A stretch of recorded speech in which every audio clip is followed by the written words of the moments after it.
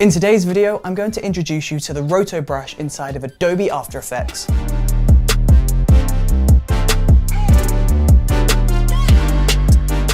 So once we've launched up Adobe After Effects and we've imported some footage that we want to complete this effect on, we need to choose the part of the frame that we want to get rid of. So in my example, I want to keep the red telephone boxes and I want to get rid of everything else.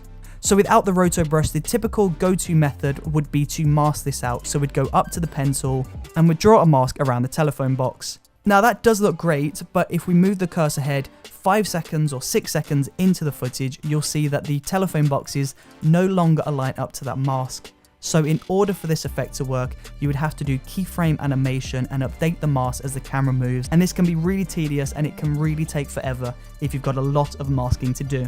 So instead of masking, we can use this really cool feature that Adobe After Effects has, and that is the Roto Brush. Now the Roto Brush allows us to do rotoscoping, and rotoscoping is a VFX and animation technique that is used to cut out parts of a video from the original footage. So if we select the Roto Brush and we double click on the footage, you can see that we're presented with this green brush. Now from here, you just want to do a quick scribble over the parts of the video that you want to keep. So as you can see, I'm just drawing these green doodles over the red telephone box, and this pink outline has outlined the telephone box. There is a little bit of overlay though, so to get rid of this, all you need to do is hold down Option and then just draw over the parts of the video that you don't want to include within this rotoscoping. And then once you've completed that, we can press the space bar and let Adobe After Effects analyze the footage and complete the rotoscoping for the entire duration of the shot. Now once that's complete, if we flick back over to the composition tab, you can see that the rotoscoping has successfully removed the background. So basically this means we can reposition this footage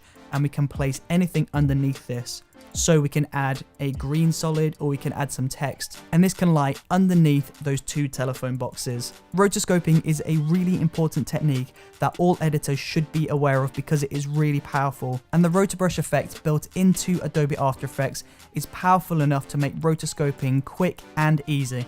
And there you go, the next time you need to cut something out of your video, rather than going through the painful process of masking, remember that you can use the Roto Brush built inside of Adobe After Effects to save you time, effort, and energy.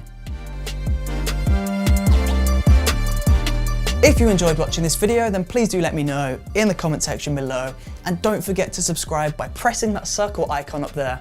And also, don't forget to check out the previous video by clicking this rectangle icon just down here.